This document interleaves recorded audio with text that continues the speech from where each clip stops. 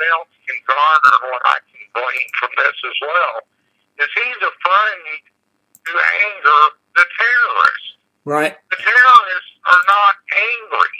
Right. The terrorists are carrying out religious beliefs, extreme religious beliefs against the United States of America and Israel, and anyone that doesn't fall into the parameters of what they believe, then you're labeled as an infidel, and they believe you should die. Right. It's that simple. Right. They're trying to carry out and perpetuate a global, worldwide caliphate.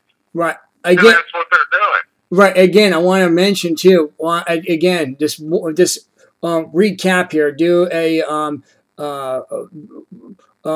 repeat of this. That violent world terrorism. You know,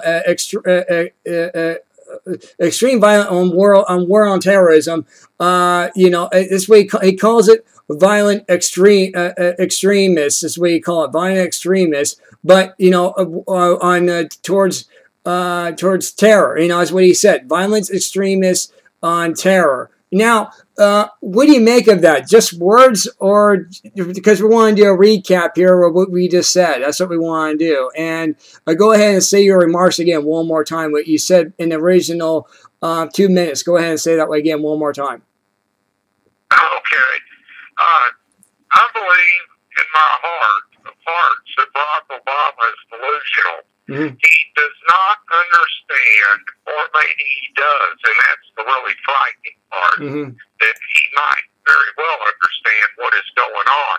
But these terrorists have declared war on the Western world, the United States, Canada, Britain, France, the rest of it, and they are trying to start a global caliphate. Right. For religious purposes. This entire thing is a religious war. Right. And to the administration to think otherwise, they're delusional. Right. And I don't believe for a minute that Barack Obama does not understand what is going on. Right. And I'm prepared to go out on a limb and say he knows exactly what's going on. Right. And Barack Obama is not a stupid man. Right. And these people are trying to kill us. Right. And he needs to get it together and start defending our allies and defending the United States interests globally. For my opinion, he needs to be removed from office. Another question I have for you, too, is do you believe that Obama does not believe in global terrorism, or he's denying it? How do you... What do you feel on that issue? Good question. Well, that's an outstanding question, Mark, and I'm not going to pretend to know the answer. I can only speculate like everybody else does, but I honestly think he does know what's going on.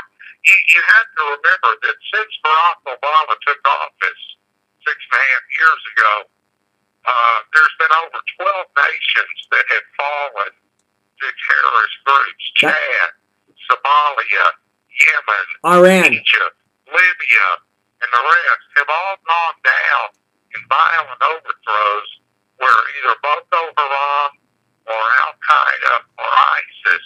And now ISIS is on the verge of seizing Iraq. And the other thing that is so frightening about this is, and I don't know if the American people realize this or not, but we left a lot of military hardware in Iraq, and we pulled out and went home. These guys are now driving our tanks.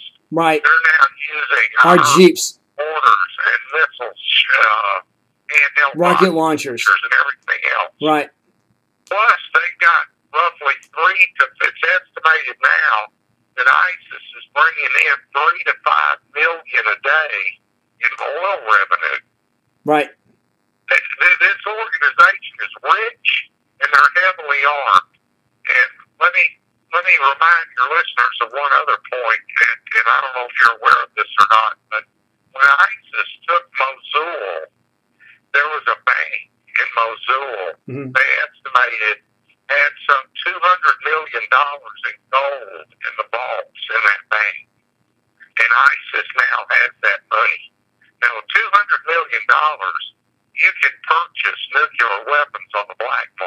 Right. And that to me is the most frightening part of all this. You've got a totally insane, radicalized terror group that has that kind of wealth and with that kind of desire to destroy Israel and America and everybody else, that can actually get their hands on a nuclear weapon.